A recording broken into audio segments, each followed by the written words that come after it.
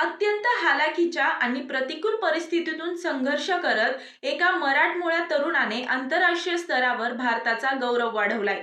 आष्टी तालुक्यातील पाटसरा येथील सनी फुलमाळी याने बहरंग येथे झालेल्या आशियाई युवा कुस्ती स्पर्धेत 60 किलो गटात सुवर्ण पदक पटकावत ऐतिहासिक यश संपादन केले. झोपडीत वाढलेल्या सनीचा हा प्रवास कोणत्याही स्वप्नवत कथेपेक्षा कमी नाहीये.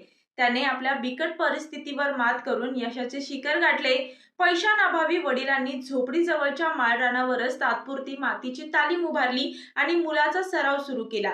सध्या 10वीत शिकणाऱ्या सनीने महाराष्ट्र चॅम्पियनशिपमध्ये विजेतेपद आणि राष्ट्रीय स्पर्धेत रौप्य पदक जिंकले होते. आता आशियाई युवा स्पर्धेत सुवर्ण पदक जिंकून त्याने देशाचा गौरव वाढवलाय.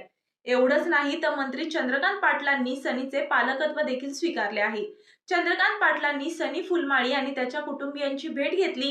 त्याच्या उत्कृष्ट कामगिरीचे कौतुक करत सनी फुलमाळीचे चंद्रकांत दादांनी पालकत्व स्वीकारले असून लोकसहभागातून घर, सरावासाठी तालीम, शिक्षणासाठी मदत तसेच स्वतःच्या पगारातून दरमहा 50,000 देण्याची घोषणा देखील केली.